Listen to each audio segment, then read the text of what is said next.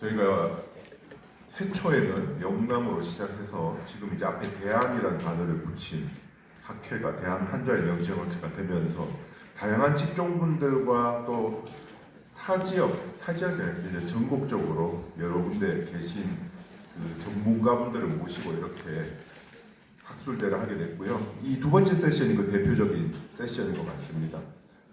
전국에 계신 여러 교수님들과 또 다양한 직종에 계신 전문가분들 모시고 이렇게 두 번째 세션을 구성을 해봤습니다. 저는 고려대학교 안암병원의 위장관외과 임재석입니다. 그리고 같이 좌장하시는 분은 칠곡대학교 병원 영양사 배은영입니다.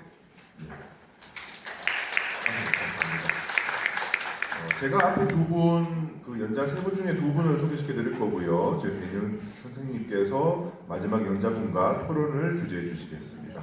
먼저 첫 번째 연자분 소개시켜 드리겠습니다. 가정의학과 교수님이시고요. 경북대학교 졸업하시고 현재 칠곡 경북대학교 병원에서 가정의학과 교수로 재직 중이신 김아솔 교수님이십니다. 강의 잘 부탁드립니다.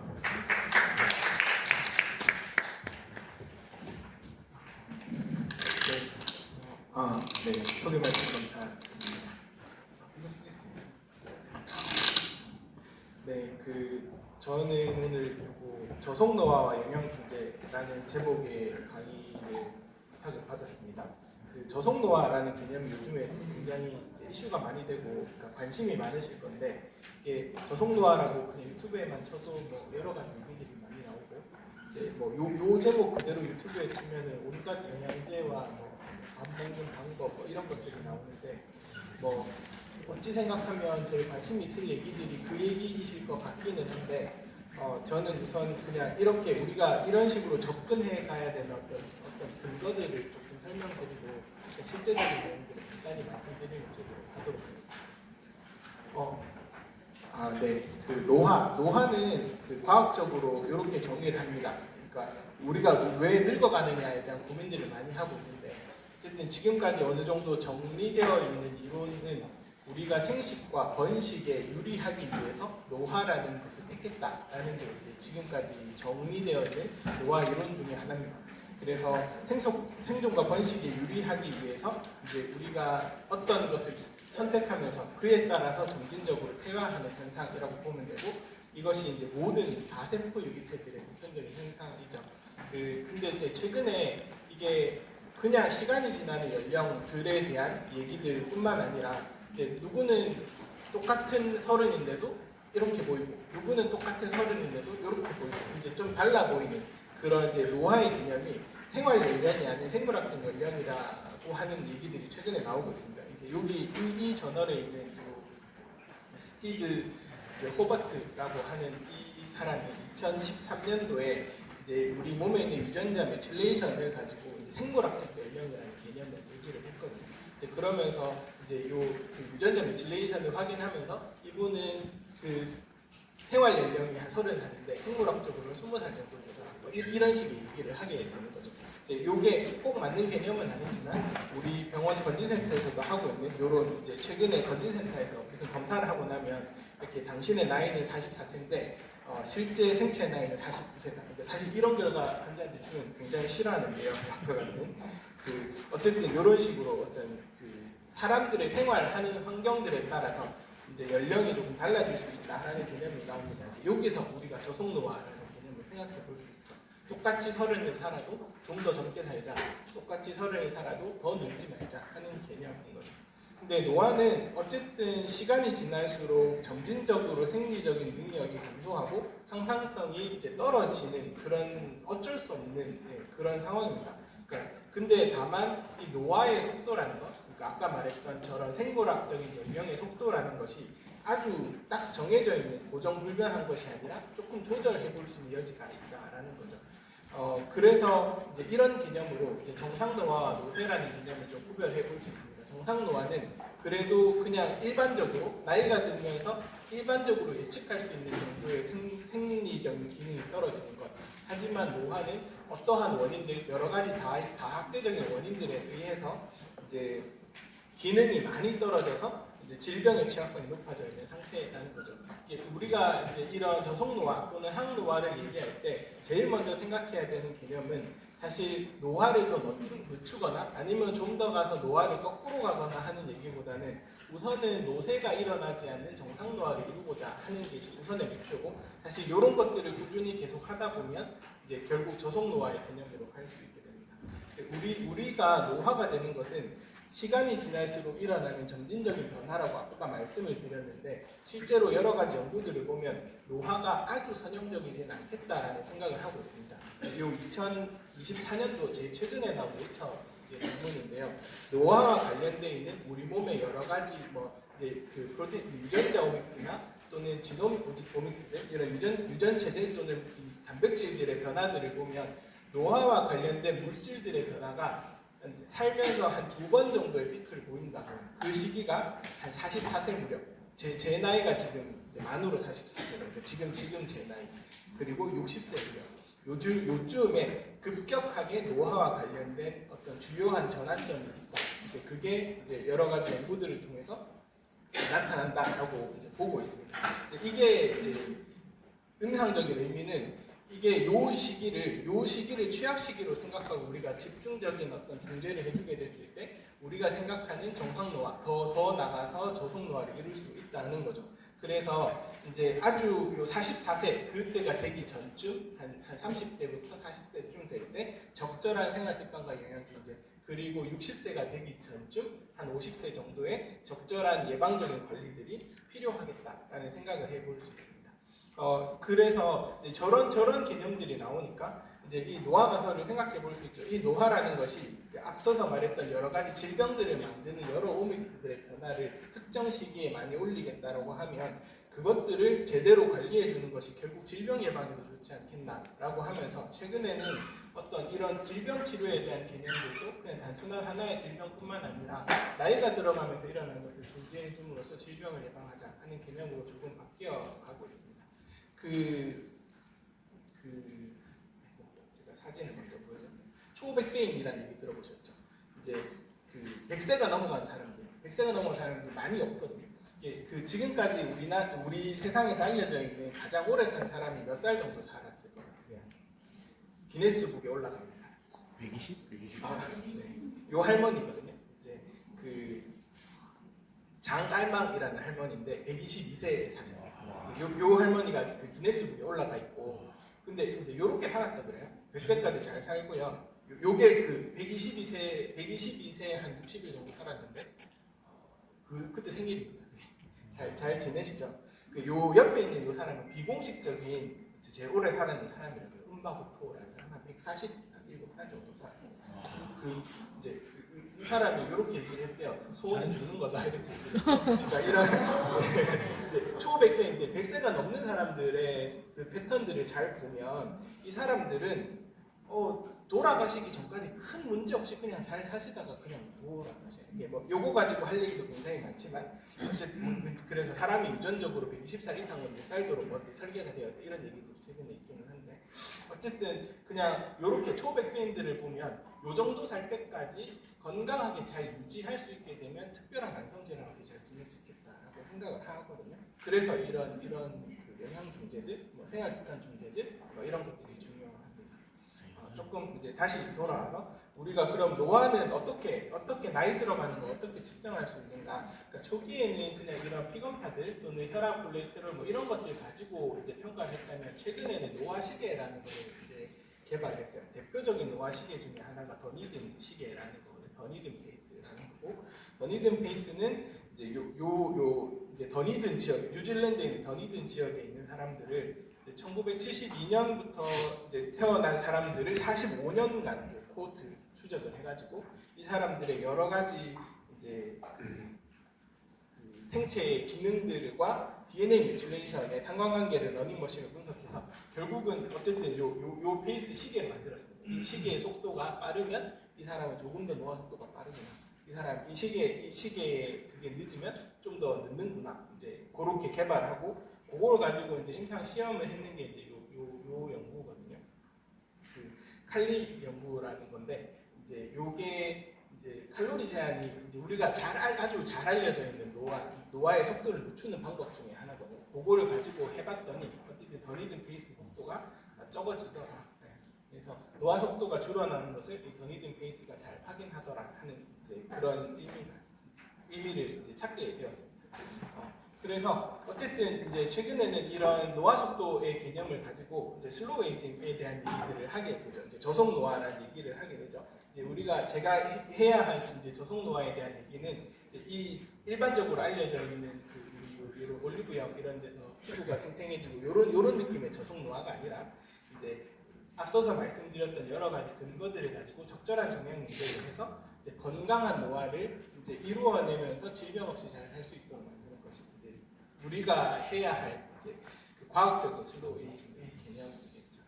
그러면 이제 이제껏 제가 이제 앞서서 서론들을 말씀드렸으면 그럼 노화는 왜 일어나는가? 노화의 기전에 대해서 보도록 하겠습니다. 노화는 일반적으로 12가지의 특성이 있다 그래요. 원래는 2013년 전까지 9가지 있었는데 14년 때 하나가 이제 이게 좀 추가가 됐어요. 그래서 1차적으로는 나이가 들면서 유전체가 불안해지고 텔로미어 유전체의 이제 그 복제 이후에 점점 잘라져서 이게 유전체가 쓸데없이 더 살지 못하도록 만들어주는 텔로미어가 마모가 되고 이제 후성 유전화 그러니까 타고난 것이 아니라 생활 습관으로 해서 유전자가 변하는 이런 변이들 단백질 항상성이 상실되는 1차적인 손상에 더해서 이것들을 막아주는 능력들, 그러니까 영양소 감지 조절, 세포 노화 조절, 미토콘드리아 기능 조절 이런 것들이 잘 안 되고 이런 것들과 합쳐지는 통합적인 특성들, 줄기세포가 줄어들고 세포 간의 소통이 변질되고 하는 것들에 더해서 최근에는 이제 만성염증이나 그 장내 미생물의 불균형 이런 것들이 노화를 일으키는 핵심적인 특징이라고 합니다. 이거 하나가 노화를 일으키는 특징, 이제 노화의 핵심적인 특징이기도 하지만 이것들이 이제 통합이 되면서 여러 가지 문제들을 만들거든요. 각각의 설명드렸던 그런 것들이 이런 아주 작은 이제 분자 단위서부터 세포 단위 그리고 이 시스템에 우리 몸의 이제 시스템의 단위까지 모두가 통합적인 작용들을 하면서 실제적으로 우리가 노화 또는 어떤 병의 진행을 막기 위해서 할 수 있는 여러 가지 항상성 유지, 단백질을 적절하게 이제 만들어내고 접어내고 하는 이런 능력들에 다 영향을 주면서 노화를 만들고 있다라고 합니다. 그냥 하나하나씩 설명을 드리면 유전체 불안성 이거는 그냥 세포는 DNA가 계속 이렇게 그러니까 대사가 되고 복제가 되면서 그 과정에 어쩔 수 없이 활성산소들이 생기고 그러면서 손상을 입게 되는데 외인성 손상을 입게 되면 얘네들을 스스로 복구할 수 있는 능력이 있어야 되는데 그것들이 나이가 들면서 떨어진다는 거고 텔로미어는 유전체 복제가 계속될수록 짧아지면서 이제 분열의 시계의 역할을 하는데 그것들의 기능이 떨어지게 된다는 거고요. 그리고 이제 후성 유전학은 이제 노화가 일어나면서 DNA 메칠레이션의 패턴이 변해서 이제 DNA 메칠레이션이 전체적인 세포의 DNA 메칠레이션이 증가하는 방향으로 가야 노화가 줄어드는데 그러지 못하고 아주 특정한 안 좋은 세포들, 암을 억제하는 세포라던가 아니면 어떤 만성적인 질병들을 만들어낸 유전자들의 메칠레이션만 특별하게 올라가면서 이제 병이 일어나게 되는 영향을 만들고 그리고 단백질이 예쁘게 잘 만들어져야 여러 가지 기능들을 하는데 잘못 접히게 되거나 이런 문제들을 만들게 되죠. 이 손상의 원인들이 이렇고 이제 이런 문제들이 생겼을 때 이런 문제들을 해결할 수 있는 방법들이 우리 몸에 원래 가지고 있는 그런 것들이 떨어지게 됩니다. 미토콘드리아의 기능이 떨어진다거나 아니면 영양소들이 충분하게 들어와서 그 영양소들을 잘 감지하고 그 영양소들을 잘 감지해서 그것들을 가지고 이제 그 세포의 손상들을 막아내는 여러 가지 기전들이 있는데 그런 것들을 잘 못하게 되면서 만성적인 염증으로 진행을 하거나 또는 이제 세포의 이제 스스로 뭔가 고장난 세포들을 스스로 죽이는 기능들을 떨어뜨리게 만드는 이제 이런 일들을 하게 되죠. 그러니까 세포 노화 역시도 그냥 이게 세포가 점점 이제 손상을 계속 입게 되면 이 손상된 세포가 계속 복제되는 걸 막기 위해서 스스로 노화 상태에 들어가고 걔네들이 이제 스스로 이제 자가 흡수가 되도록 만들어져야 되는데 그러지 못해서 애들이 좀비 세포로 남아있게 되고 좀비 세포로 남아있게 되면 이 노화된 이 세포에서 요거 SASP라는 것들이 분비가 돼요. 그러니까 이런 염증성 물질들, 염증성 사이토카인, 케모카인 이런 것들이 분비가 되면서 만성 염증들을 만들게 되는 그런 상황들이 생깁니다. 그 통합적으로 이제 줄기세포가 떨어지고 이거는 나이가 들수록 그렇고 특히 그 줄기세포들이 잘 활성화할 수 있는 이 리체 미세 환경들이 이제 환경이 충분하지 않음으로써 줄기세포가 적절한 영향을 미치지 못하도록 만들기도 하고 세포 수 자체가 줄어들기도 하고 그리고 세포들이 만들어졌을 때 서로 셀스 커뮤니케이션이 충분하게 되지 못함으로써 이제 그 기능들을 잘 유지하지 못하게 되죠. 그 2023년도에 확장된 특징으로 이제 이런 잘못된 세포들을 스스로 먹게 되는 자가포식의 기능들이 떨어지고 그래서 어떤 단백질이 잘못 만들어지거나 세포가 늙었을 때 쓰레기통으로 들어가서 이 쓰레기통을 스스로 비워낼 수 있는 능력이 되어야 되는데 그렇게 되지 못하고 그렇게 쓰레기통을 비워내지 못함으로써 일어나는 여러 가지 영증들 이런 반응들이 노화를 일으키게 되고 최근에 아주 많이 이제 좀 집중이 되고 있는 장내 미생물들의 영향들 그래서 적절한 장내 미생물들이 나이에 따라서 적절하게 잘 유지가 되고 있으면 건강한 이제 그 삶을 유지할 수 있지만 잘못되게 되면 뭐 비만, 뭐 우울증, 뭐 온갖 그러니까 어린 나이에 자폐부터 해서 이제 비만 그리고 나이 들어서는 이제 뭐 우울증, 뭐 그 외 여러 가지 문제들까지 모두 만들어낼 수 있는 이제 이런 문제들이 생깁니다. 이제 계속 설명드리지만 얘네들은 서로 상호 연결성이 있습니다. 그래서 이제 요런 문제들이 생기면 이것들이 연쇄 반응이 일어나고 그것들이 악순환의 고리를 만들어내서 결국은 그래서 이게 이제 다학제적인 이런 지금처럼 우리 의사 또는 약사 또는 이런 영양사분들 여러 가지 다학제적인 중재들이 필요하다는 거죠. 그래서 이제 이때껏 노화에 대한 설명들을 드렸으면 이제는 우리가 어떻게 영양적인 중재를 해야 되는지를 설명을 드리면 우선 기본적인 중재로 이제껏 잘 알려져 있는 노화를 늦추는 어떤 영양적인 방법들 칼로리를 제한하거나 칼로리 제한을 위한 간헐적 단식을 하거나 식이 패턴을 바꾸거나 그 외에 이런 유전체 안정성이나 텔로미어 케어를 이제 길이를 유지하기 위한 영양소를 충분하게 준다거나 그 외에 기량적인 그 특징들을 예방할 수 있는 여러 가지 것들을 준다거나 이런 식으로 생각해 보면 됩니다. 그 칼로리 제한에 대해서는 뭐 누구나 고민할 것 없는 굉장히 이제 유용한 세포 노화를 막아줄 수 있는 방법입니다. 이게 이렇게 일반적인 시기하고 칼로리 제한한 시기를 했을 때 이렇게 제한을 했을 때 아까 말씀드렸던 이 더니드 페이스 속도가 통계적으로 유의하게 느려지는 걸 볼 수 있거든요. 이게 뭐 방법은 간헐적 단식이 있고 뭐 식사 제한 섭식 방식이 있는데 이거는 뒤에 한번 더 설명을 드리겠습니다. 그 이유는 이런 영양소 감지 조절 아까 말씀드렸던 영양소 감지 조절에서 있는 중요한 여러 가지 이제 그 세포들의 신호들의 길들을 활성화시키면서 유지 복구를 시킬 수 있고 자가포식을 활성화시킬 수 있고 미토콘드리아의 기능도 좋아지도록 만듭니다. 그 식단으로 얘기를 하면 지중해성 식단 이것도 아주 잘 알려져 있는 저속 노화의 한 방법입니다. 이거는 연구들이 워낙 많아가지고 뭐 더 설명드릴 것도 별로 없는데 어쨌든 중년기에 적절하게 지중해 식단을 잘 따르면 건강 노년을 맞이할 확률이 46%라는 연구가 이제 2013년도에 있거든요. 지중해식 식단 굉장히 좋습니다.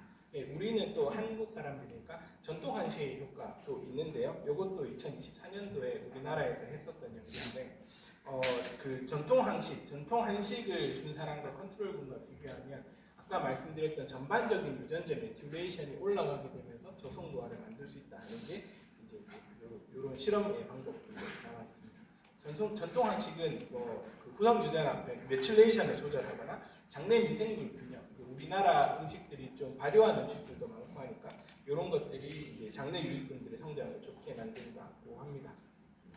유전체 안전성을 위한 엽산, 바이타민 B, 아연 이런 것들 충분하게 보충하는 것 좋고요. 그다음에 산화 스트레스를 막기 위한 어떤 그 비타민 A, C, E, 베타카로틴 같은 항산화 비타민들 이런 것들도 도움이 되고 오메가3도 그 노화세포에서 분비하는 노화 물질들 SASP를 좀 막아주는 역할을 좀 하게 되고 그리고 이제 폴리페놀들 이제 여기 있는 라스베라트롤이나 케르세틴, 커큐민 같은 것들이 역시 SASP의 분비를 억제하는 작용들을 좀 합니다. 그 바이타민 D도 노화 지연에 효과가 좀 있다고 했고 이거는 사실 근거가 아주 뚜렷하게 있진 않은데 이런 것들이 염증 노화의 경로를 조금 차단한다 하는 연구들이 일부 좀 있습니다. 코엔자임 Q10 이거는 그 이제 미토콘드리아의 기능을 조금 도와주도록 만드는 식품으로 있고 이런 것들이 이제 미토콘드리아 생체 기능을 개선해서 여러 가지 효과를 보인다고 합니다. 지금 설명드렸던 요것들을 다시 종합하면 결국은 앞서서 설명드렸던 노화의 어떤 그 내려오는 길들 12가지 노화의 특징들의 문제들을 다 막아주는 역할들을 하게 되는 거죠. 그래서 이제 포괄적으로 환자를 평가하고 이제 앞서서 설명드렸던 이런 내용들을 가지고 설정을 하고 실행을 할 수 있도록 그래서 의사는 계획을 하고 여기 영양사분들은 식단을 그래서 잘 고민하고 설명해주고 약사분들은 또 이제 저런 건강식품이나 이런 그 영양제 보충에 대한 얘기를 좀 잘 할 수 있겠죠. 실제적으로 이제 지중해식 식단은 이렇게 구성이 됩니다. 그 풀이나 곡류들, 통곡류들을 아주 많이 먹고 그 오메가3가 풍부한 요런 기름들, 요런 생선들은 조금 적게 먹고 그리고 이제 그 미트 같은 건 아주 적게 먹는 이런 것들을 이제 이런 식단을 구성을 하는 거고, 요게 식단으로 치면 그 살을 빼는 식단이나 건강 노화를 만드는 식단에서 어쨌든 최대한 우위를 차지하는 식단입니다.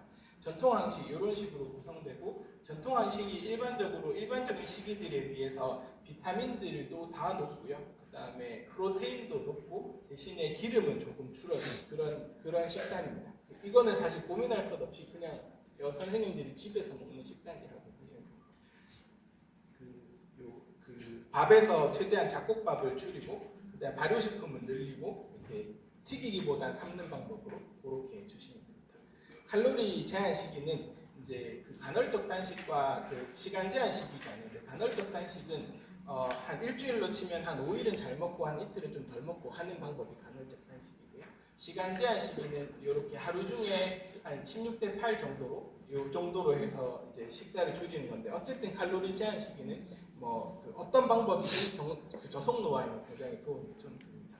그 영양소들 오메가3 비타민C 코엔자임 보충해 주시는 것 좋고 대신에 이런 것들 보충할 때는 이제 푸드 퍼스트라는 개념으로 생각하시고 약제의 상호작용들에 대해서 고민을 하시면 됩니다.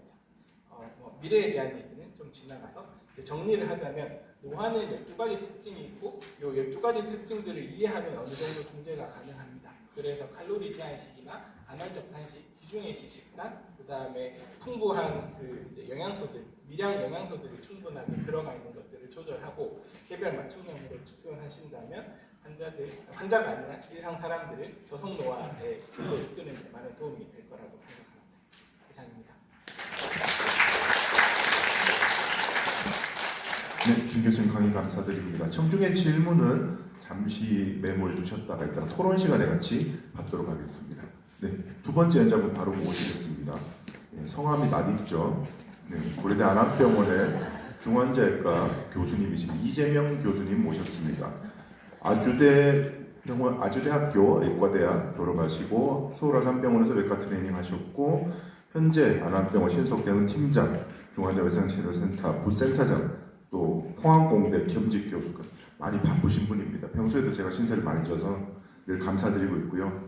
중환자 외상외과 교수님이 왜 영양 보충제를 강의를 하시는지도 개인적으로 궁금은 하고요. 네, 이 교수님 강의 잘 부탁드립니다. 네, 소개 감사합니다. 안녕하세요. 이재명이라고 하고요.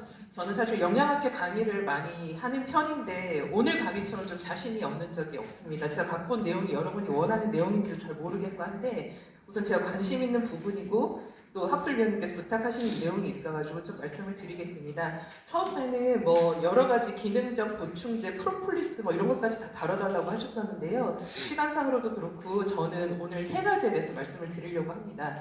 글루타치온 보통 이제 배곡 주사, 신데렐라 주사라고 불리는 거 하고요. 그다음에 토르설티아민, 마늘 주사, 그다음에 이제 타이모신 알파라는 건데 혹시 이거 들어보신 분 계실까요? 한번 손 들어보실 수 있으세요? 네네. 두 분이나 손 드셔가지고 제가 사실 최근에 이게 너무 관심이 있고 이제 제 중환자실 환자한테 이걸 좀 써보려고 공부를 하고 있어갖고 여기에 대해서 잠깐 간단하게 말씀을 드리겠습니다. 네, 글루타치온은 이제 배곡 주사라고 많이 알려져 있어서 로컬에서 사실 액티브하게 처방을 하고 있잖아요. 별명은 IU 주사, 비욘세 주사. 그래서 이제 효과는 피부 미백, 피로 회복, 신체 내 항산화, 해독, 면역력 증강 이렇게 되어 있습니다.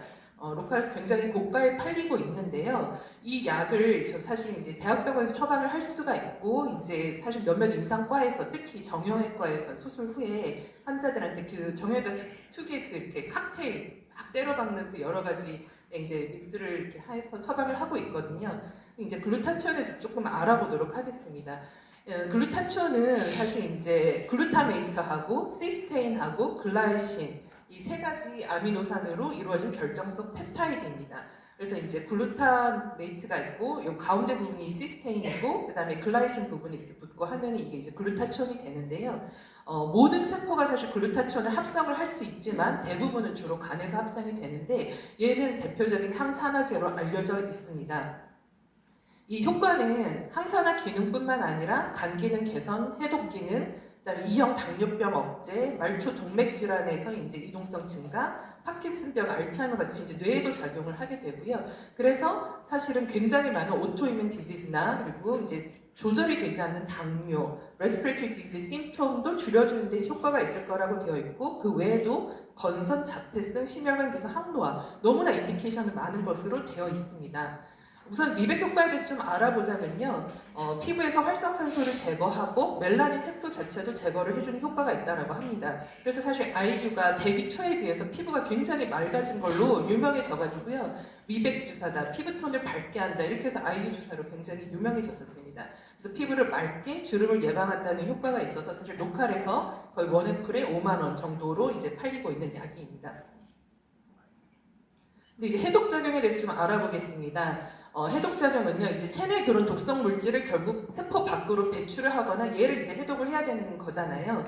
이제 특히 아세트아미노펜 같은 이제 파라세타몰 계열들이 이제 우리 몸에서 이제 해독이 될 때요, 이 글루타치온이 붙게 되면은 얘가 무해한 형태가 되어버리면서 이제 소변으로 배출이 되기 쉽도록 되어 있습니다. 그래서 대사작용 중에 생기는 부산물들을 다 제거하고 글루타치온이 결합이 되어서 소변으로 독성 물질들을 배출을 하는 효과가 있습니다. 그 다음에 이제 항산화 기능인데요. 아까 제가 글루타치온의 분자식을 보여드렸는데 특징적인 게 이 가운데 있는 시스테인으로 이루어진 SH, 퓨올 그룹 이제 기입니다. 이걸 퓨올기라고 하게 되는데 얘가 활성산소를 환원시켜가지고 제거를 하고 역시 몸 밖으로 배출을 하게 하는 기능을 하고 있습니다. 그래서 이제 프리라디칼, 과산화 물질, 지질 과산화 물질, 중금속 같은 활성산소로 인해서 세포의 주요 성분이 손상되는 것을 방지를 할 수가 있다라고 되어 있습니다. 그래서 이 퓨올기가 굉장히 중요한 역할을 하면서 이게 항산화 기능의 이제 핵심이 되겠습니다.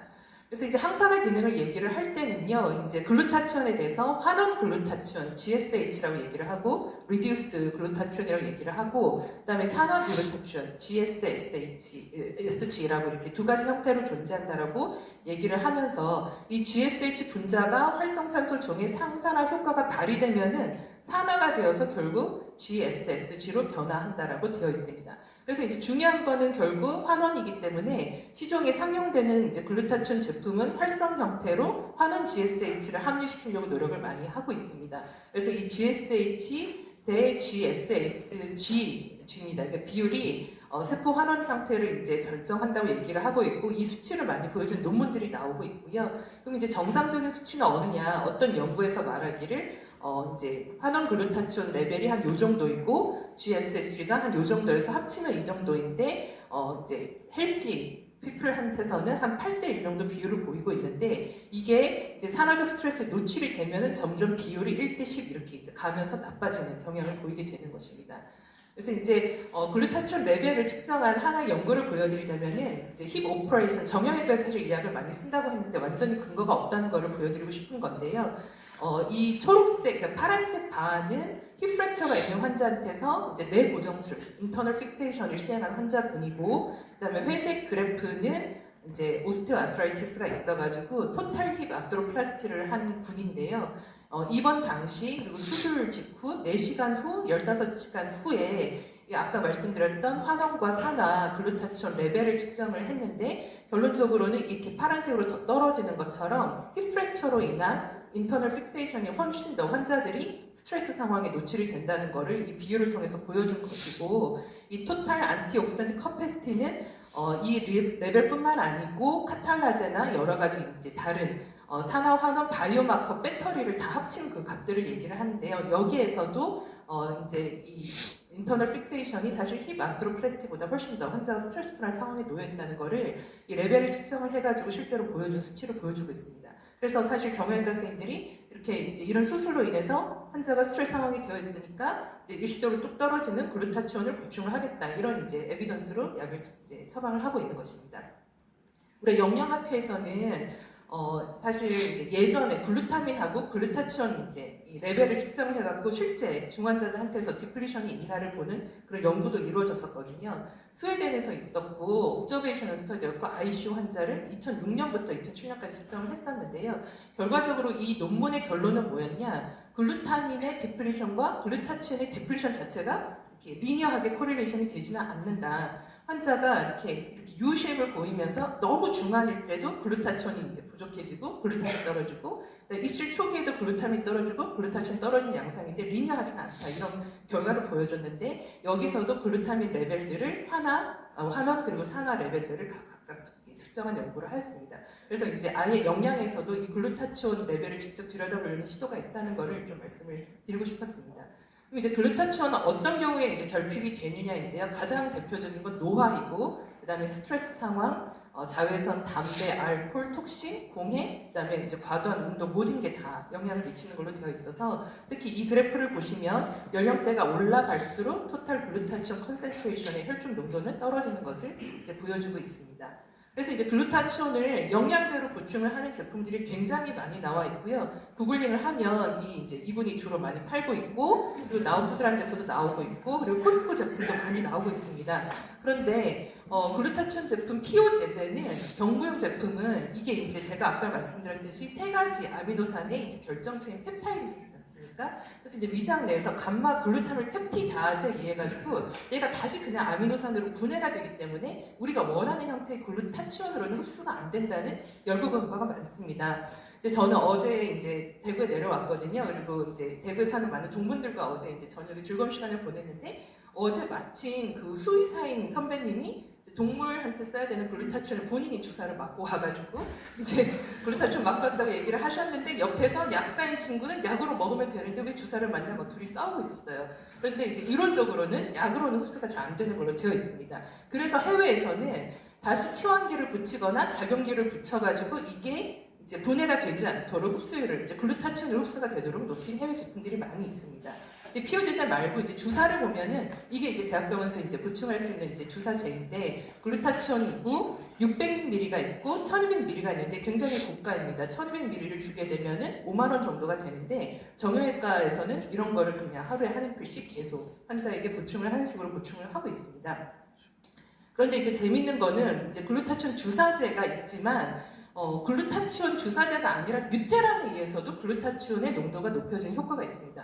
저희가 이제 다 뮤테란 약을 너무 잘 알고 있지 않습니까? 이거는 이제 진해거담제로 쓰이고 있는 주사제이거나 또 피오 약인데, 성분이 이제 N-아세틸시스테인입니다. 그죠? 네, 그래서 이제 캡슐 같은 거는 100, 200ml짜리도 있고, 과립도 있고, 주사는 300, 600, 900ml짜리가 있게 되는데요. 얘들 이제 적응증이 사실 기관지염, 후두염, 기관지 확장되면서 가래를 이렇게 묽게 해주는 효과뿐만 아니라 얘가 아세타미노펜 중독의 해독, 그다음에 수술률 폐합병증을 줄여주는 항산화 기능이 있는 걸로 실제로 적응증에도 나와 있습니다. 그럼 이제 용량은 어떻게 되냐? 이론상으로는 이 N-아세틸시스테인을 200ml짜리 피오를 하루 3번 피오로 섭취를 하면 글루타치온 600ml 피오 보충이랑 같다라고는 되어 있지만, 말씀드렸듯이 이제 피오로 들어오는 것은 어느 정도로 흡수가 되고 어떻게 글루타치온으로 되는지는 잘 모르는 상황이 됩니다. 이제 뮤테란에 대해서 좀 얘기를 해볼 건데요. N-아세틸시스테인이 아까 말씀드렸듯이 이제 뮤커스에 이제 비스코시티를 떨어뜨려가지고 가래를 묽게 해서 더 배출이 잘 되도록 하는 대표적인 진해 거담제 주사인데, 얘는 아까 제가 말씀드렸던 글루타치온의 그 피올 그룹이 얘한테 있기 때문에 다이렉트하게 안티옥시던트 이펙트를 가지고, 그래서 ROS 스카벤징이 돼가지고 옥시다티브 스트레스, 산화 이제 스트레스를 줄여주는 역할이 있고요. 또 인다이렉트하게는 이 글루타치온의 프리커서 역할을 하게 되면서 이제 혈중의 GSH의 농도를 높이는 효과가 있습니다. 이제 왜 그러냐? N-아세틸시스테인이잖아요. 얘가 셀 내로 들어오게 되면 결국 분해가 돼서 시스테인이 되게 되는데요. 글루타치온이 이 세 가지 아미노산으로 붙여져 가지고 합성이 될 때 가장 장애가 되는 거는 시스테인의 저농도입니다. 그런데 이제 시스테인 농도를 높여주면서 결국 글루타메이트와 글라이신이 붙어가지고 글루타치온으로 이제 합성이 되는 거를 이제 촉진시켜주고 이 글루타치온이 결국 이제 몸 안에서 항산화 작용을 또 할 수 있는 거고요. 이 시스테인 자체가 갖고 있는 피올기 이제 그리고 설페인, 설퍼 스피시스 이런 것들에 의해서 또 다이렉트하게 피어 프로텍션에 의해 가지고 이제 해독 작용을 나타내는 이제 역할을 하고 있습니다. 그래서 이 연구는 뭐냐면 N-아세틸 시스테인을 먹인 환자하고 피오 글루타치온을 먹인 환자를 비교를 한 건데요. 결론적으로는 이 글루타치온 농도를 보시면 21일마다 3번에 걸쳐서 수술 후에 이제 정형외과 환자한테서 복용을 시켰는데 N-아세틸 시스테인을 먹인 환자들한테서 레벨이 떨어지지 않고 오히려 유지가 되고, 그러면 이제 상대적으로 글루타치온 피오를 먹였더니 얘는 오히려 이렇게 레벨 유지가 되지 않더라였고요. 이 연구의 이제 궁극적인 건 뭐였냐면 이렇게 글루타치온을 피오로 먹이니까 흡수가 잘 안 돼서 결론적으로는 설화점, 서블링괄 타입을 개발을 했는데 이 서블링괄 타입을 개발을 했더니 N-아세틸 시스테인 피오로 먹는 것보다 조금 더 좋은 효과를 보였다가 사실 이 논문의 핵심이었습니다. 그래서 말씀드리고 싶은 거는 글루타치온이 멀리 있지 않다. 사실 뮤테란을 먹여도 글루타치온 혈중 농도를 상승시키는 효과가 있을 수 있다라는 굉장히 이제 흥미로운 내용입니다. 그럼 이제 가격과 효능을 비교를 해야 되는데 아까 말씀드렸듯이 루치온 주사 자체는 굉장히 비싸거든요. 근데 뮤테란은 정말 쌉니다. 200ml짜리 이제 보험돼가지고 70원이고 600ml 주사도 700원이고 300ml는 586원밖에 안 되는데, 근데 결국 그러면은 뮤테란 주사가 글루타치온 주사 어떤 포텐시를 갖느냐는 이 뮤테란 해놔도 모릅니다. 계속 이거 어디서 에비던스 안 나오나 그냥 궁금해하고 있는 그런 상황인데요. 그래서 사실은 정확하게 이제 루치온 1200의 효과를 내기 위해서 뮤테란 얼마까지 줄 수 있냐는 사실 모르는 상황입니다. 그런데 뮤테란 주사는 하루에 거의 2,400ml까지도 줄 수 있는 걸로 되어 있어가지고 사실 이걸 잘 활용하면 어쨌든 혈중의 글루타치온 농도를 올려볼 수도 있겠다라는 걸 이제 말씀드리고 싶고요. 그다음에 글루타치온이 이제 다른 영양제와의 호환 작용을 보면은 아스코르비산, 비타민 C라는 상승작용 같이 쓰면 더 도움이 되고, 그리고 이제 제가 해독작용이 있는 거에 대해서 이제 말씀을 드렸고, 비타민 D를 주면은 역시 이제 상호작용이 되고, 그다음에 이제 다른 보조인자인 아데노실, 메치오닌 이런 것들을 이제 주면은 또 역시 글루타치온 농도를 높이는데 효과가 있는데, 다만 단점이 있다면 장기로 글루타치온 복용을 하면은 혈중의 징크 레벨이 떨어질 수가 있다는 단점이 있어서 다른 영양제와도 이런 상호작용을 한다는 것을 알고 계시면 도움이 되겠습니다. 그 다음에는 이제 제가 비타민 B1 활성형에 대해서 좀 말씀을 드리겠습니다. 보통 우리가 많이들 아실 거예요. 프로설타민이나 벤포티아민이라고 얘기를 하는 제품입니다.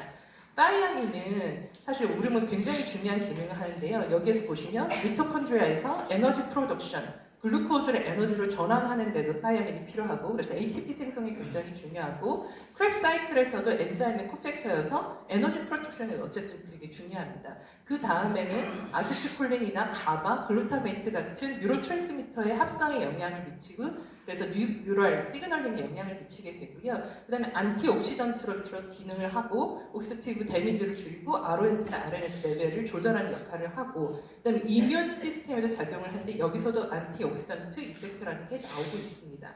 그래서 다이아민은 사실 우리 몸에서 굉장히 중요한데요.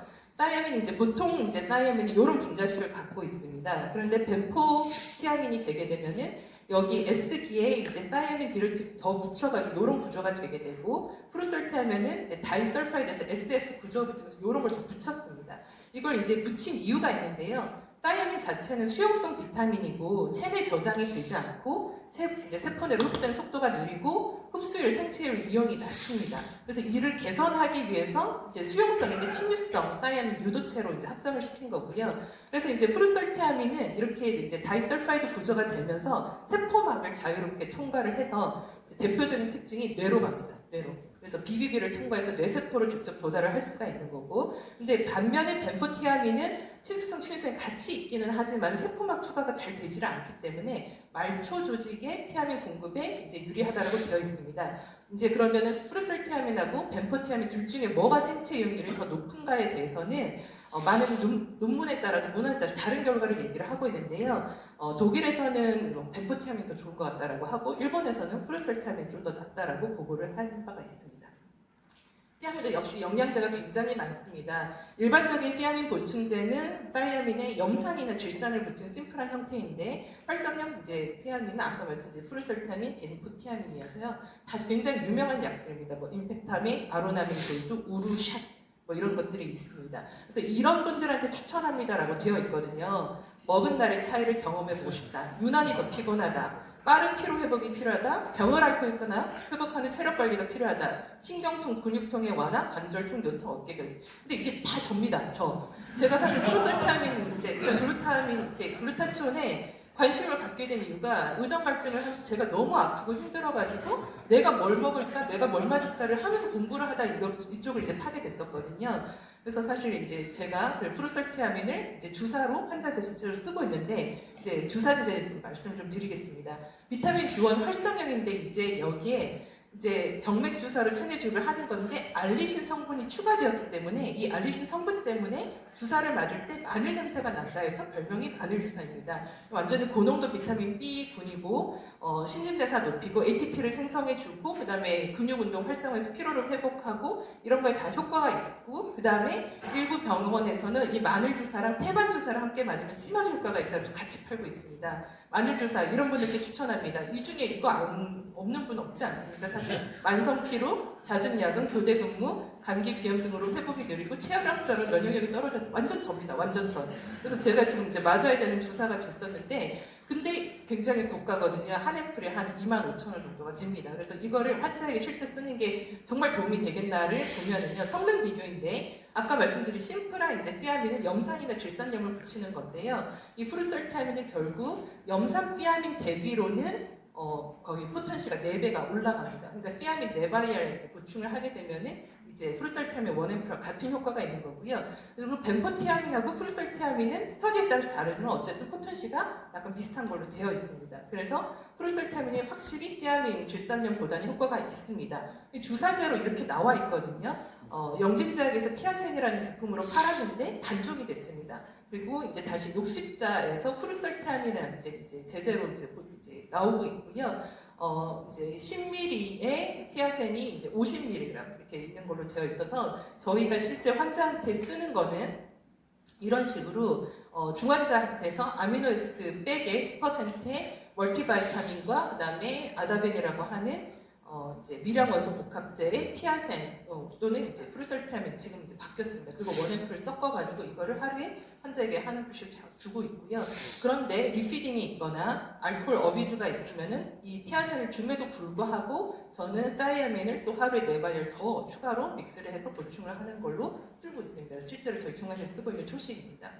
근데 마지막으로 이제 1분밖에 안 남아서 타이머신 알파라는 거에 대해서 말씀을 드릴 건데 시간이 없어갖고 간단하게 말씀드리면 얘는 타이머스 티슈에서 나온 프로틴의 패밀리입니다. 이런 이제 28개 아미노에시드로 만들어진 복합제인데 얘가 되게 포턴트한 이뮤노 모듈레이터로 되어 있습니다. 제가 타이머신 알파에 관심을 가진 이유는 30살 오토바이 사고 이제 제빵사인데 출근하는 길에 났던 사고였는데 리버가 다 아작이 난 환자분이 어떤 치료를 해도 약발이 안 먹어요. 치료가 안 됩니다. 결국은 환자를 에크모까지 걸었다가 또 잃었는데 그 환자를 몇 달을 계속 질질 끌면서 제가 했던 생각이 뭐였냐면요. 이분은 면역이 이상하다. 약발이 안 먹는다. 그래서 환자 이제 히스토리 태깅 해보니까 이유를 알 수 없는 두드러기로 2년 동안 계속 약을 먹고 있었다고 했었습니다.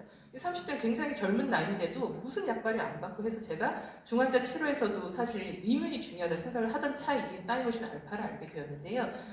세부 내용으로 보면 면역 활성화 이렇게 이제 여러 가지 덴드라이트 셀, NK 셀 그리고 톨T 리셉터 이런 데 다 이제 작용을 하고 항염증반으로 사이토카인 스톰을 예방을 해주고 항암 효과도 있고 통증 조절 효과도 되어 있다라고 되어 있습니다. 이 내용이 지금 슬라이드에 다 있기 때문에 제가 그냥 빠르게 넘어가겠습니다. 기전을 보면은 이렇게 레귤레이터리 T셀의 작용을 해갖고 사이토카인 스톰을 막아주고 그다음에 이제 이런 셀들을 다 이렇게 이제 촉진시켜가지고 직접적으로 캔서 셀이나 바이럴 셀을 다 이제 죽이는 효과를 하고 있으며 덴드라이틱 셀을 이제 활성화시켜가지고 이것들이 마크로파지에서 덴드라이틱 셀을 액티베이션 시켜가지고 안티바디를 많이 형성하게 함으로써 이문에 영향을 미치고 있습니다. 그리고 이제 이그조스틱 T셀이라 그래가지고 너무 셀이 계속 크로닉한 인펙션에 노출이 되게 되면은 이제 T셀이 이제 고갈이 되면서 이제 딜리션이 되는 상황에서 이거를 또 촉진시켜주는 효과가 있다라고 되어 있습니다. 그래서 사이모신 알파를 주면 T셀 유저 수준이 이제 회복이 되는데요. 이 사이모신 알파를 사용할 수 있는 질환이 굉장히 많습니다. 정말 너무너무 많고 암부터 해가지고 sepsis까지 있고 이렇게 이제 있는데 저는 이제 중환자실에 일하는 환자다 보니까 sepsis에 미친 영향에 관심이 있는데요.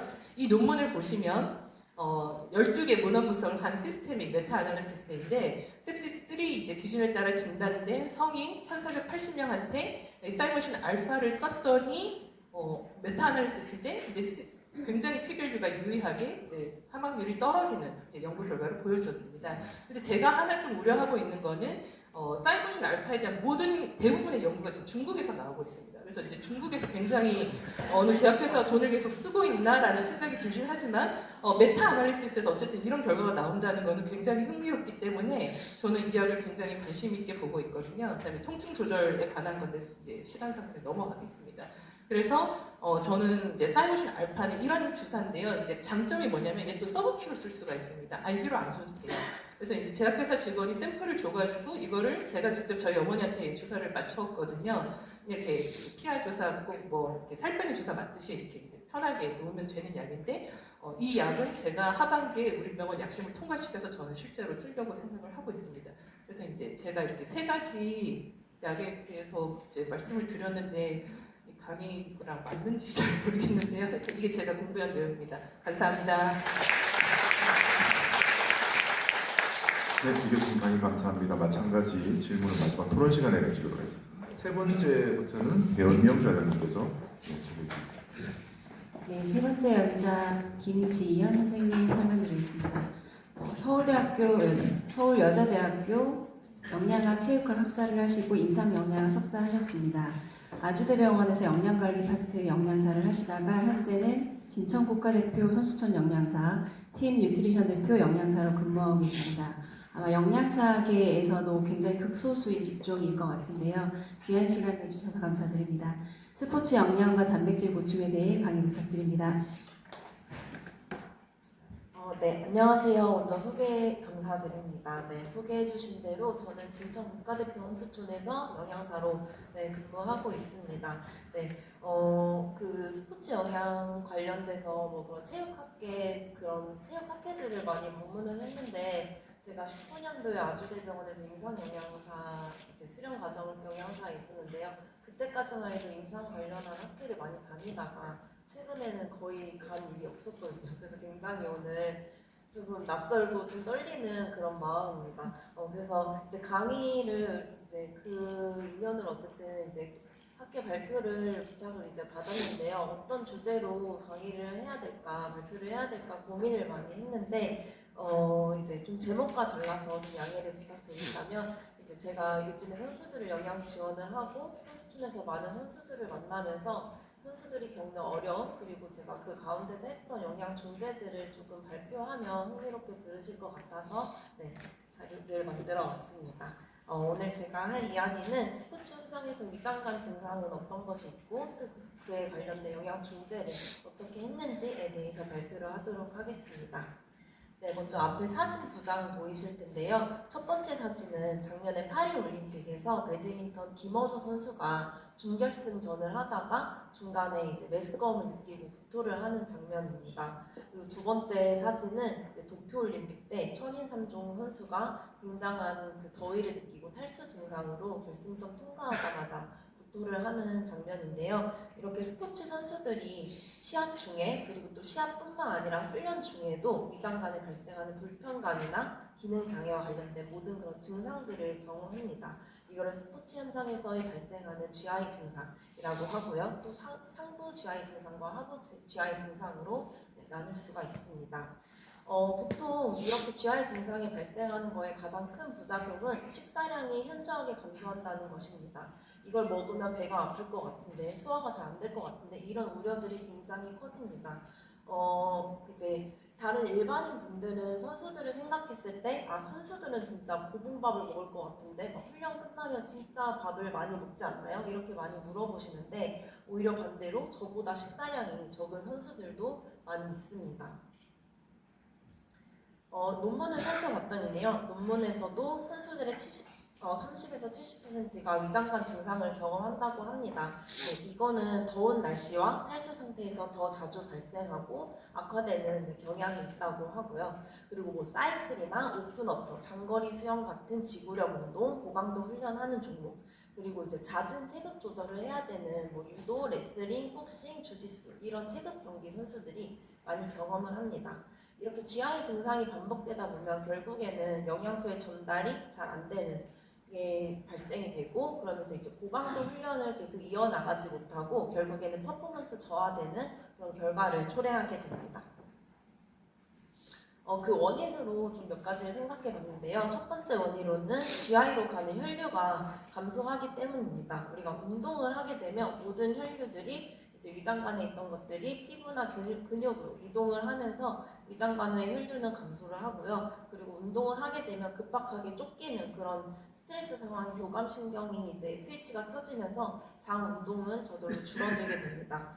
이 증상들은 공복이나 고강도 훈련했을 때 탈수 상황에 더 심각해집니다. 네, 여기 밑에 표를 보시면요. 이제 운동을 고강도로 고온 환경에서 하게 되면 장으로 가는 혈류가 감소하고, 이제 운동 선수들이 훈련을 마치고 다시 일상생활로 돌아오고 휴식을 취하면 다시 또 운동 후에는 다시 GI로 재관류가 시작됩니다. 이런 증상들이 계속해서 반복되면서 산화 스트레스가 증가되고 장 점막에 허혈이 발생하고 장벽 세포가 산소가 부족해지면서 결국에는 장벽이 얇아지고 장 투과성이 증가됩니다. 그러면서 이제 내독소가 유입되면서 복통, 설사, 혈변 같은 GI 증상이 발생된다고 이야기 되고 있습니다. 그리고 두 번째 원인으로 이제 제가 뽑았던 거는 이제 상대적 에너지 결핍이라는 개념인데요. 이 증후군에 대해서 혹시 들어보셨을지는 모르겠어요. 이 개념은 이제 IOC에서 2014년도에 처음으로 발표한 개념인데요. 과거에는 여성 3대 징후라고 하는 식사량 감소, 골밀도 감소, 월경 불순, 이 개념을 남자 선수들까지 확장해서 발표한 개념입니다. 이거는 결국에는 에너지 이용 가능량, 우리 몸에서 쓸 수 있는 에너지가 현저하게 적을 때, 사용할 에너지가 적을 때 우리 몸에 발생되는 그런 증상들을 전체적으로 이야기를 하는 건데요. 뭐 예를 들어 이제 하루에 4,000칼로리 정도를 소모하는 선수들이 목표 섭취량은 4,000칼로리인데 2,400, 3,000칼로리밖에 섭취하지 못한다 했을 때 그런 상황들이 만성적으로 진행이 됐을 때 우리 몸에 발생하는 그런 영향들을 이야기합니다. 그래서 여기서 얘기하는 거는 이 GI 기능이 저하되고 또 장 연동 운동이 약해지고 IBS 같은 기저질환이 있다면 이런 병력들이 늘어나면서 또 심리적 스트레스까지 GI 기능에 영향을 미친다라고 할 수 있습니다. 그 미치는 영향들을 이제 그림으로 도식화된 표인데요.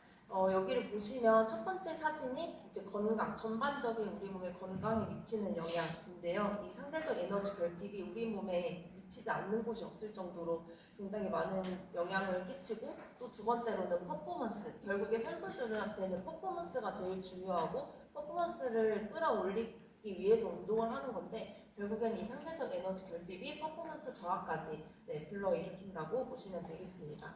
그래서 이제 밥을 안 먹고 상대적 뭐 에너지가 결핍됐다고 해서 그냥 뭐 힘이 안 나는 거 아니야? 뭐 그 정도가 아니라 전반적인 그 건강과 퍼포먼스에 영향을 미친다라고 보시면 되겠습니다. 근데 이제 그래서 많은 선수들을 보면 이유 없이 배가 아파요, 뭐 설사를 했어요, 뭐 이제 너무 가스가 차요, 이런 선수들을 많이 봅니다. 그래서 이런 증상들이 있을 때 식사량을 체크하고 혹시 이 선수가 상대적 에너지 결핍에 놓인 상태가 아닌지라는 것을 한번 체크해 보면 좋은데요. 근데 이제 잘 아시다시피 GI 증상이라는 게 단순히 에너지 결핍 때문만은 아닐 것입니다. 기저 질환이 있진 않은지, 또 복용하고 있는 약물이 있지는 않은지 이런 것들을 이제 상담을 통해서 한 번 더 확인을 해봐야 되고요. 이럴 때는 이제 전문가 선생님들의 의뢰를 하는 것이 좋겠습니다. 그럼 이런 GI 증상들을 갖고 있는 선수들한테 어떠한 영양소 중재를 할 수 있는지를 보면요. 첫 번째로는 이제 것 트레이닝입니다. 말 그대로 장에 특화된 훈련을 하는 것인데요. 이제 위장관 증상이 많을 경우에는 영양소의 흡수가 저해됩니다. 근데 이 장에 특화된 훈련을 하면서 흡수를 잘 시킬 수 있도록 이 GI 증상이 없이 잘 소화를 시킬 수 있도록 하는 훈련인데요. 논문을 봤을 때는 단백질을 제외하고 탄수화물, 지방, 수분 이 세 가지 영양소에 대해서는 일정 기간 이상 그 식사량을 많이 천천히 늘렸을 때 흡수율도 증가하고 뭐 지방 같은 경우에는 위 배출을 빨리 시킬 수 있고 수분도 불편감 없이 잘 더 많이 마실 수 있다 이런 연구 결과들이 있었습니다. 그래서 실천 전략을 좀 더 자세히 살펴보면 첫 번째로는 탄수화물하고 수분을 점진적으로 늘려가면서 흡수 능력을 높이고 GI 불편감을 낮추는 전략으로 사용을 합니다. 그래서 처음에는 소량의 탄수화물, 예를 들어 시간당 30g 정도, 그 다음 주에는 45g, 그 다음 주에는 60g까지 늘려가면서 그 GI 반응을 봅니다. 그래서 뭐 이제 사이클 같은 종목은 진짜 한 3시간에서 5시간 정도 경기를 이어가는데요. 정말 유럽의 그런 유명한 선수들은 이 거 트레이닝 훈련을 통해서 1시간에 120g까지 탄수화물 섭취를 할 수 있다고 합니다. 근데 이거는 이제 훈련은 경기날 하는 것이 아니라 운동 중에 연습을 해야 합니다. 이제 경기 당일에 가서 오늘 경기니까 오늘 조금 에너지를 더 많이 섭취해서 힘을 내야겠다. 라고들 선수들 그런 실수들을 종종 하는데요. 이제 에너지젤 같은 경우는 탄수화물이 굉장히 고농도로 농축되어 있는 제품이기 때문에 이거를 경기 당일에 평소에 훈련하지 않고 섭취했을 경우에 이제 고농도 때문에 갑자기 GI 증상이 발생할 수 있는 위험이 높아집니다. 그래서 운동 중에 이제 섭취를 미리 연습을 해야 되고 훈련 중에 실제 섭취 시뮬레이션 예를 들어 운동 강도에 따라서 이 정도 먹어야 되고 시간에 따라서 3시간 훈련을 한다고 하면 1시간, 2시간, 3시간 이렇게 나눠서 시뮬레이션 할 필요가 있습니다. 그래서 이런 전략들을 할 때는 선수들의 장 상태에 맞춘 개별화된 전략이 필요하고요. 그리고 이제 선수들이 직접 내가 이거를 먹었는데 증상이 있었다, 없었다, 이 제품은 나한테 잘 맞았다. 이런 식사 일지와 증상 기록을 기반으로 한 접근이 필요합니다. 그리고 마지막 전략으로는 혼합 방지를 함께 섭취하는 것인데요. 이제 포도당이나 과당 하나로만 섭취하는 것보다 이렇게 혼합 당질로 섭취하는 것이 더 효율적입니다. 그 이유는 우리가 이제 소장세포에 들어갈 때 이 단당류들이 사용하는 수송체가 다르기 때문인데요. 여기 아래 소장 상피세포를 보시면 이제 갈락토즈와 글루토즈는 나트륨과 함께 SGLT1에 의해서 흡수가 되고 프락토즈는 글루트5라는 수송체에 의해서 흡수가 됩니다. 그래서 이 수송체를 좀 더 효율적으로 사용하기 위해서는 혼합 당질을 먹는 것이 좋습니다.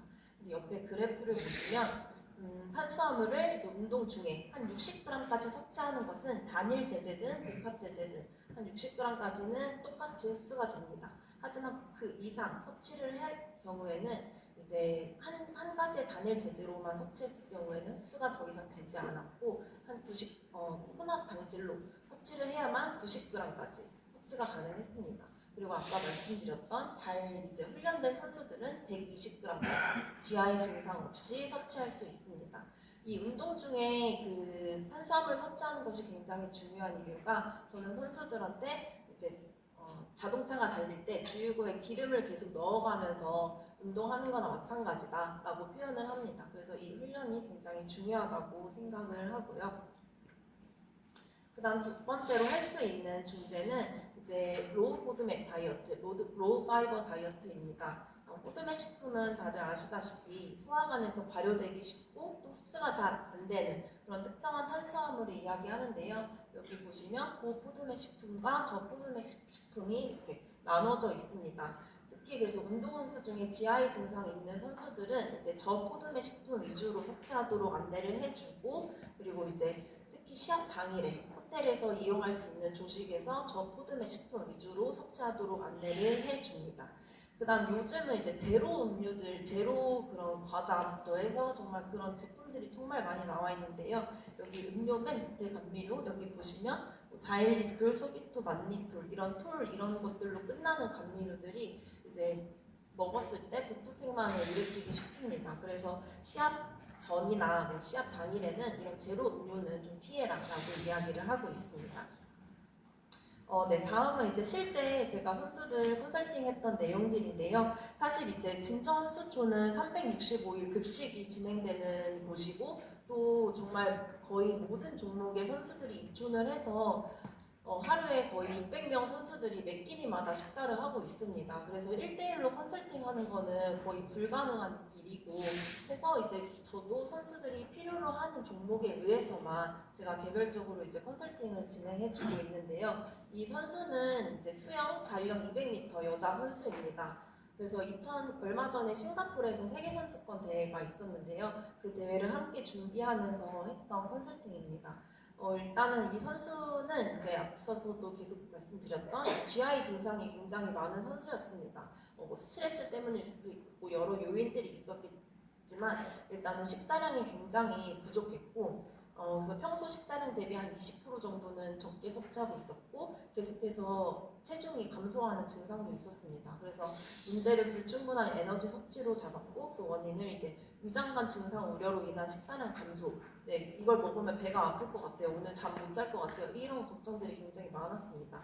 그래서 이 선수한테 했던 영양 중재는 이제 저포드맵 시기를 위주로, 포드맵이 낮은 식품들 위주로, 그리고 식이섬유가 낮은 것들, 좀 소화가 편한 것들 위주로 권하였고 식사량을 좀 늘리기 위해서 하루에 이제 5개, 6개 계속 식사 사이에 간식으로 먹는 것을 통해서 식사 섭취량을 늘렸습니다.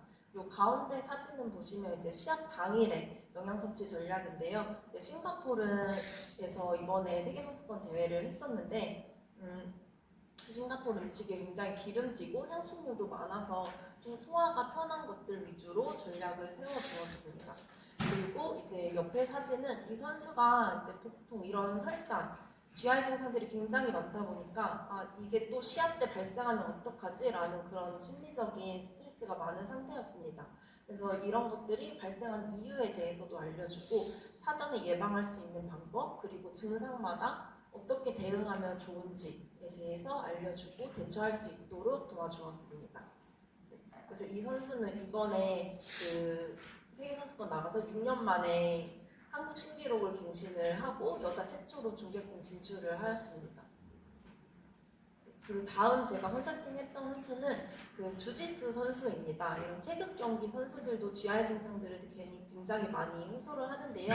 이 2025년도에 IBJJF에서 그 월드 챔피언십을 했습니다. 이 단체는 그 축구로 따지면 피파 같은 가장 큰 공신력 있는 단체인데요. 이 월드 챔피언십에서 평소 체중이 64kg의 선수였는데 56kg까지 굉장히 어떻게 보면 극단적인 체중 감량을 했습니다. 사실 뭐 선수들한테 제가 극단적인 체중 감량을 권하지는 않는데요. 이게 선수들의 개인 그런 사정들이 있고 또 이 젊었을 때 내가 이 체급에서 한번 해보고 싶다 이런 의지가 굉장히 강하기 때문에 장기간 체중 감량을 통해서 좀 건강하게 살을 뺄 수 있도록 도와줬습니다.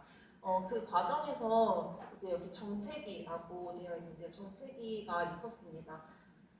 이제 계속해서 고강도 훈련을 하는데 저열량식을 하다 보니 면역이 많이 떨어졌고 GI 증상도 있었습니다. 그래서 이때 선수한테는 이제 면역을 좀 키우기 위해서 저열량식을 계속해서 하다 보면 미네랄 결핍이 오기 쉽기 때문에 종합 비타민이나 비타민 D 그리고 아연 섭취를 조금 권하였고 그 다음에 이제 훈련 강도에 따라서 탄수화물 양을 조금 늘려서 훈련이 끝나고도 충분한 글리코겐 회복과 단백질 섭취를 할 수 있도록 권하였습니다. 그래서 이렇게 해서 체급을 통과를 하였고 아쉽게도 이 선수는 뭐 입상하지는 못했지만 이제 이렇게 극단적인 체중 감량을 통해서도 조금 좋은 컨디션을 유지하고 마지막에 막 그렇게 수분을 빼버리고 아예 그냥 식사를 절식해버리고 하는 방법이 아닌 장기간 감량을 통해서 좋은 컨디션을 유지하면서 대회에 참가했다는 것 자체도 큰 성과로 볼 수 있을 것 같습니다. 네, 마지막 제언인데요. 이제 제가 현장에서 선수들을 많이 겪으면서 같이 지내면서 느낀 것들은 이제 GI 증상들이 단순히 식사 관련 문제가 아니라 선수의 건강 그리고 퍼포먼스에 직결되는 그런 문제라고 생각을 합니다. 근데 이것이 증상은 하나지만 그것이 원인이 고강도 훈련, 체중 감량, 상대적 에너지 결핍, 스트레스, 기저질환, 약물 등 다양하기 때문에 이제 다양한 원인이 복합적으로 작용해서 이런 것들이 다학제적 접근이 조금 필수적이라고 생각을 해서 마지막 제안으로 마치고 네, 발표를 마무리하도록 하겠습니다.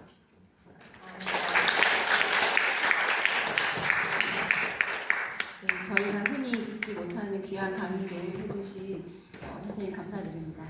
다음은 토론에 이어서 진행하겠습니다.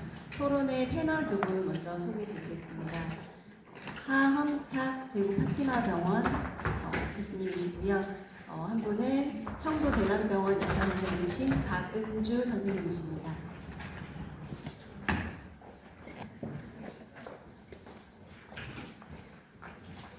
네, 이름 적힌 배정대로 앉으시면 됩니다. 이재명 교수님 두 번째 앉으세요.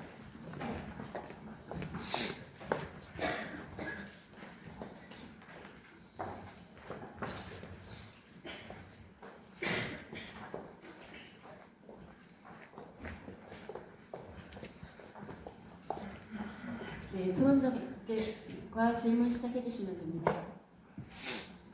안녕하세요. 저는 작년까지는 이제 영남대병원에서 NST 활동을 하고 있었고 지금은 조금 행복을 찾아서 떠났습니다. 그래서 약사 박은주고요. 이번 세션은 제가 이제 이전에 병원에서는 접할 수 없었던 그런 대상군에 대한 영양 지원이어서 되게 흥미로웠고, 그리고 이제 여기 이렇게 강의를 듣다 보니까 아프지 않은 삶이 목표가 아니라 잘 사는 것에 대해서 목표를 두고 그거에 대해서 영양 지원을 하는 것이어서 이제 강의를 듣는 내내 나에게도 한번 적용해 볼 수 있지 않을까 이런 생각을 이제 했습니다. 먼저 김학철 교수님께 질문을 드리고 싶은데, 아까 이제 통합기능의학적 그 플로우 에이징 임상워크 플로우 시트를 아까 슬라이드 강의에서 보여주셨는데요. 저희가 이제 작년에 그 영대병원에서 NST 팀 활동으로 저희가 이제 그 일반 정상인 이렇게 일반인 분은 아니었지만 그래도 이제 65세 이상의 노인 환자분이고 이제 수술을 이렇게 그냥 응급으로 이렇게 수술을 하는 게 아니고 이제 비응급 상황으로 이제 계획된 수술을 하시는 분에 대해서 저희가 이제 영양 지원을 한번 해보면 좋겠다 싶어서 이제 그 수술 스케줄이 잡히기 이전부터 이제 환자하고 상담을 해서 저희가 이제 NST 팀에서 그렇게 활동을 한 적이 있었는데, 작년에 이제 뭐 그런 그 의료 분야에 조금 힘든 상황도 있었고, 그다음에 이제 의료진과의 이제 소통 문제라든지, 처음에 이제 환자분들의 상담 만족도는 되게 높았었는데 아무래도 저희가 이렇게 드리는 시간이 엄청난 거예요. 이제 뭐 영양사 선생님 상담해야 되고 약물 모니터링 해야 되고 그다음에 이제 그 환자분들이 뭐 이렇게 제대로 드셨는지 그런 것들 모니터링 해야 되는 그런 상황들이 되게 어려웠었는데, 그러면 이제 선생님 병원에서는 그 제시하신 임상 플로우 워크 시트 그대로 실행을 하고 계시는지, 만약에 실행을 하신다면 어떤 환자분을 대상으로 하셨는지, 또 그 각각의 상황에 대해서 프로토콜이 있는지 그런 내용들이 조금 궁금합니다. 네. 제가 제안을 드렸지만 저희 병원도 사정이 마찬가지라 쉽지 않습니다. 이게 그 이제 다학제적 접근이 굉장히 좋고 한데, 그러니까 해보셔서 알겠지만 이제 시간도 품도 많이 드는데 그거에 대비 이제 병원이 얻을 수 있는 어떤 결국은 수익이니까 수익이 그렇게 좋지 않습니다. 우리 예전에 사실 지금은 저희가 조금 중단되어 있는데 마찬가지로 저희도 65세 이상의 일렉티브 수술을 앞둔 노인 환자들을 대상으로 한 과학제 진료를 했었거든요. 그게 이제 그 임상 영양사나 약사분들이 아니라 이제 수술하시기 전에 있는 치과 선생님들, 그다음에 내과 선생님들, 그리고 이제 영양이나 이런 것들이 아니라 저랑 수술하시는 선생님들, 이런 식으로 대신에 그게 다학제 수가를 인정받을 수 있는 게 또 캔서 환자들이어서 저희는 다만 캔서 환자들만을 대상으로 하다가 그것도 역시 좀 최근에 이런 이슈들 때문에 줄어들네요. 그러니까 제가 아까 보여드렸던 거는 이것이 우리가 나갈 수 있는 올바른 방향이다라는 말씀을 이제 드리고 싶어서 드린 것이지만 쉽지는 않고, 개인적으로는 저는 이제 그런 그 환자들, 저는 그 노인 환자들을 제가 외래에서 많이 보고, 외래에서 많이 보면서 제가 우리 병원에서 그나마 최대의 수익을 낼 수 있는 방법이 뭘까를 고민을 하다가, 저는 이제 상급 병원에 있고 지금 시범 사업 중에 이제 상급 병원 심층 진료 시범 사업이라는 게 있고, 거기에 이제 15분 이상 진료를 하면 조금 더 돈을 많이 주는 그런 시범 사업이 있습니다. 그래서 최대한 노인 환자들은 그 시범 사업에 들어와서 제가 오래 상담하고, 이제 거기는 다학제를 접근을 시킬 수 있잖아요. 간호사분들이나 의사분들. 그래서 함께 하는 그런 시도들을 지금 하고 있는 중입니다. 다음은 이제 그 이정현 교수님께 이제 질문을 드리고 싶은데 솔직히 비급여 약자임에도 불구하고 이제 결과와 증상에 대한 치료가 아닌데 이렇게 왜 근본적인 원인을 해결하고자 이렇게 하시는 거라서 되게 이렇게 설명하신 예를 보고 되게 이제 놀라웠거든요. 근데 이제 아무래도 약사분이 그 약이 이렇게 배암이라든지 이런 것들은 이제 안 볼 수가 없는데 아까 교수님이 이렇게 실제 그 활용해 주셨는 거에 10% 아미노산 수액제에다가 멀티비타민, 이제 트레이스 엘리먼트 다 이렇게 믹스를 하셨잖아요. 그 이제 예전에 한번 찾아봤었을 때 그 렉시의 그 트리시스 IV 컴피티빌리티에 의하면 10% 아미노산 수액제에는 이제 그때 제가 다른 찾아보지는 못했지만 10% 아미노산 제제와 멀티비타민 제제는 그 화학적 불안정성 때문에 섞지 말라라, 이제 말아라 이런 이제 그런 코멘트가 있었었거든요. 그래서 저희가 NST 컨설팅 할 때는 이제 그렇게 섞는 예를 이제 조금씩 보기는 했었는데 그럴 때는 이제 그런 이제 대학 불가로 못 썼습니다. 이렇게 이제 저희는 그렇게 이제 중재 활동을 했었어요. 그래서 그거에 대해서는 어떻게 생각하시는지. 네네.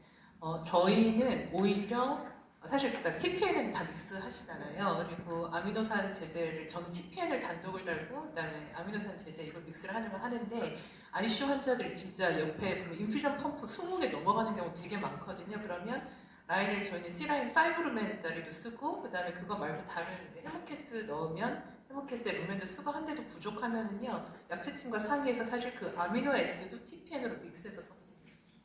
네, 그래서 그 저희는 약제팀에서 이제 약제 불안정성이나 침전물이 없을 거라고 얘기해줘가지고 실제 저희 병원 그렇게 쓰고 있고 현재까지는 문제가 없이 쓰고 있어서 저희 병원이 이게 루틴입니다. TNA 제품에다가 네. 아미노산 10%가 썼고 다 네. 같이 썼다. 네, 그렇게 하면 아미노산 퍼센테이지가 떨어져서 아마도 그렇구나. 감사합니다. 다음은 네. 솔직히 운동선수는 왜 기초 대사량도 되게 높고 고강도의 이제 신체 활동을 하시잖아요.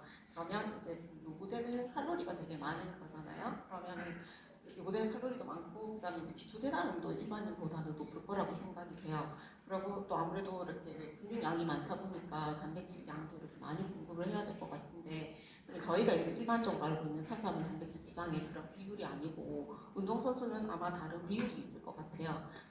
비율이 조금 궁금하고 그다음에 또한 이제 GI 트러블이 있다라고 이렇게 그런 환자를 대상으로 아까 이렇게 이제 설명을 해주셨는데 그냥 만약에 그런 환자분들 운동선수다 보니 그 환자분 아까 식단만 이렇게 보여주셨잖아요. 그러면 그 식단만으로 그 칼로리나 아니면 그 프로테인 양을 다 충족을 시킬 수가 있었는지 저희가 이렇게 왜 NST 활동을 하다 보면 아무리 먹는 걸로는 정말 부족하더라고요. 그래서 그런 부분들도 조금 궁금하고 또 이렇게 이제 스트레스 상황이 많은데 그러면 심리적인 이렇게 안정이나 그런 거 없이도 이렇게 그 환자분들이 이렇게 극복을 할 수, 그러니까 한 운동선수가 극복을 할 수 있었는지 이게 조금 궁금합니다.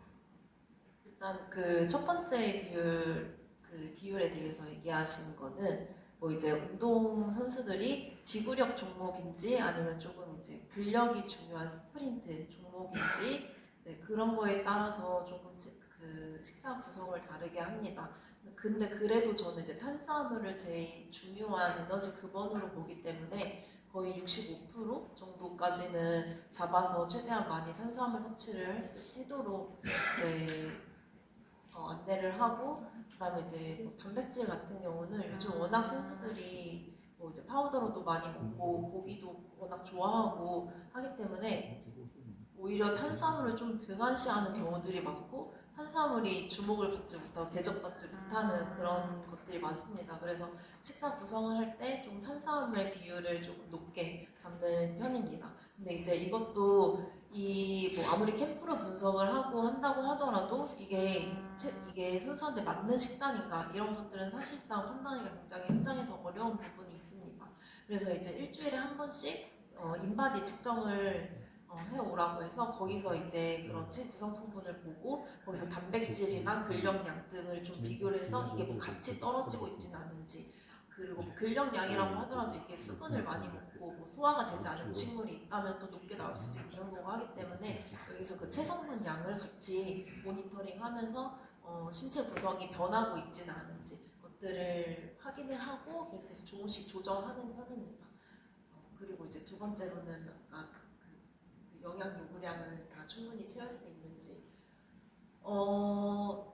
충분히 채우는 선수는 진짜 거의 많이 없다고 저는 사실 생각을 합니다. 선수들이 굉장히 체중에 민감하기 때문에 제가 봤을 때는 좀 더 먹고 한 2kg 정도는 쪄도 이게 살이 찐 게 아니라 그냥 체내 글리코겐이 축적된 거일 뿐인데, 선수들은 굉장히 내가 살쪘다고 생각을 하고 이게 내 퍼포먼스에 연결되지 않을까라는 되게 두려움이 굉장히 많습니다. 그래서 이것들을 많이 다 요구량을 충분히 섭취하는 선수들은 없고, 진짜 보면 아 이거는 기아 상태에서 정신력으로 운동을 하는 거다라고 판단이 될 만큼 많이 섭취를 못 하는데요. 그래서 저는 이제 선수들한테 끼니에 아까 말씀드렸던 간식으로 그런 것들 간식을 많이 추천을 해주는 편입니다. 그리고 요즘에 쉐이크 형태도 많이 나와 있기 때문에 그런 것도 추천을 해주고, 이제 탄수화물 그건 간식으로는 뭐 중간에 떡이나 뭐 고구마 말랭이, 맘바 이런 것들을 먹게 하고, 그다음에 이제 단백질 같은 경우는 쉐이크 종류나 파우더 이런 것들을 손쉽게 보충할 수 있으니까 보충을 하는데, 여기서도 좀 탄수화물을 같이 먹을 수 있게끔. 요즘은 이제 너무 일반인들 대상으로 이런 다이어트 식품들이 많이 나와 있어서 선수들도 이런 거에 대해서 접근하기 쉽고 많이 이용을 하는데, 이때 그냥 탄수화물이 거의 0g, 뭐 진짜 2g 이렇게 들어있는 제품들이 너무 많아서 이런 것들이 아닌 조금 회복에 도움이 될 수 있는 탄수화물도 최소한 20g 이상은 들어있는 제품들을 선택할 수 있도록 안내를 하고, 또 이제 선수들이 운동을 하고 단백질을 먹지 않으면 거의 죽는 줄 아는 약간 그런 상황이 보여져 있는데, 그런 WBI 이런 단백질을 먹을 때도 초코우유랑 같이 타 먹어라 해서 탄수화물을 좀 빨리 보충할 수 있는 그런 방법들을 안내해주고 있습니다. 마지막 질문.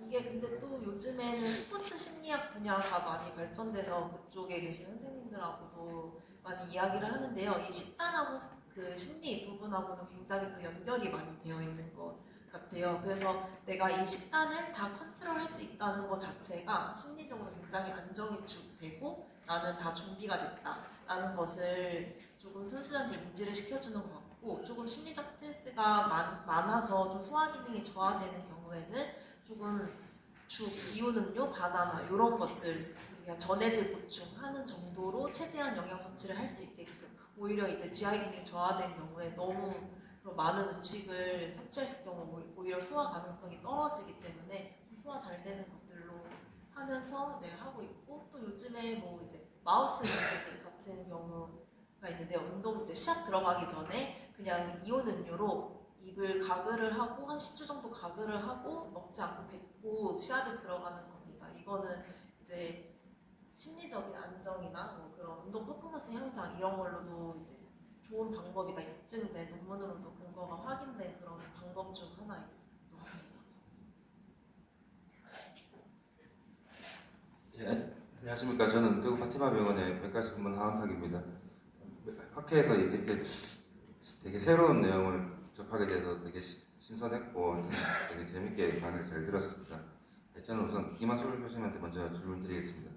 저성도와 관련해서 영양에 대해서 되게 상세하게 칼로리 제한이나 식단 영양 같은 데서 자세하게 잘 설명해 주셨는데요.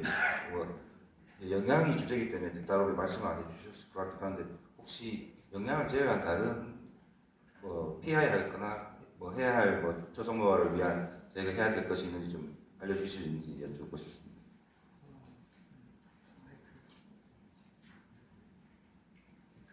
저속노화에서 가장 핵심은 유산소.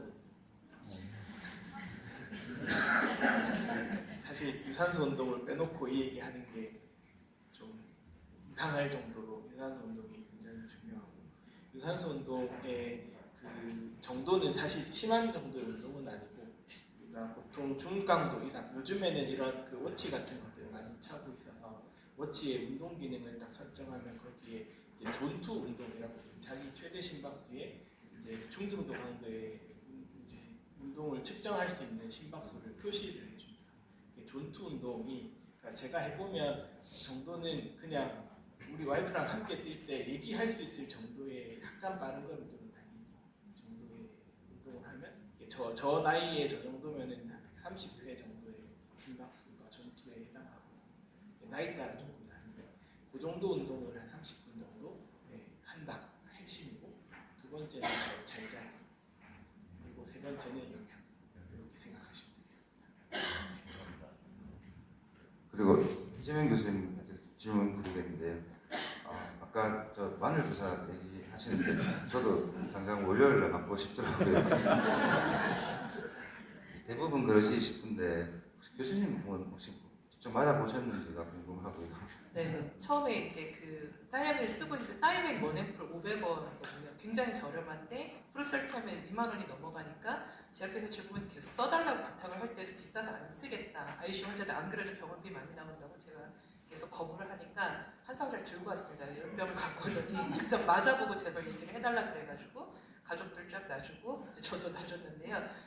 그때 아미노산 100cc짜리 두 바이얼 믹스한 거를 맞으시라고 하더라고요. 그래서 맞아봤고요. 제가 환자들한테 쓰면서 느끼는 거는 근데 지금 데이터를 수집을 해야 됩니다. 근데 저의 체감은 그 딜리리움이 조금 줄어드는 것 같습니다. ICU 딜리리움. 그래서 BBB로 확실히 가나? 뇌로 가나? 이런 생각을 좀 했었거든요. 근데 이거는 좀 데이터를 정리를 해봐야 될 것 같고 저 이제 이번 세션에 제 앞에 강의를 제가 너무 재밌게 들었는데 누구나 그 저속 노화에 관심이 있잖아요. 근데 말씀하신 걸 보니까 영양적으로 제가 할 수 있는 게 없더라고요. 이제 열량차도 안 되고 저는 식욕이 많고 간헐적 단식도 그 시간 지키는 게 저는 너무 어렵더라고요. 그 16시간 금식이 안 되거든요. 지중해식 식단도 사실 안 좋아해요. 그래가지고 영양적으로 제가 할 수 있는 게 하나도 없어가지고 보다가 이제 제가 이제 스스로 내린 결론은 운동은 저는 좋아하니까 유산소 운동하면서 주사를 맞아야겠다. 저는 그렇게 결론을 내렸습니다. 이상입니다. 그 영양선 그 임지현 선생님한테 저 개인적으로 좀 질문을 하고 싶은데 아까 김하수 교수님도 얘기하셨는데 제가 뭐 잘 모르시겠지만 한 8, 9kg 뺐거든요. 그게 어떻게 뺐냐고 하면 그 존투 달리기를 한 서너 달 하니까 한 9kg 정도 빠지더라고요. 근데 조깅을 좀 하다 보니까 이제 좀 지구력이라고 해야 되나? 그런 거에 좋은 음식 이런 거를 좀 알고 싶은데 따로 공부를 안 해가지고 여쭤보고 싶습니다. 일단은 뭐 지구력 운동 이게 선수들하고 일반인들하고 또 나뉘기는 할 텐데요. 이제 지구력 운동은 일단 유산소를 많이 사용하는 거기 때문에 뭐 이제 유산소 에너지원이 사실은 지방이긴 한데 우리 몸에 지방은 충분히 있으니까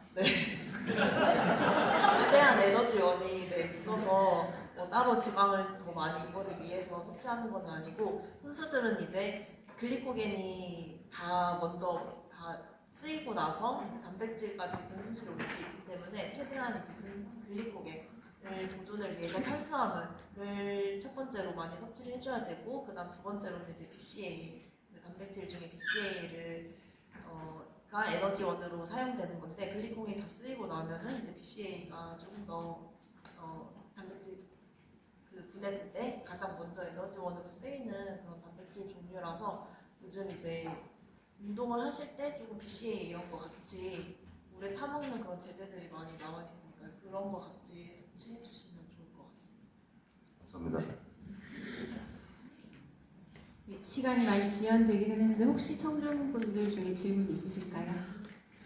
네, 없으면 마치도록 하겠습니다. 수고하셨습니다.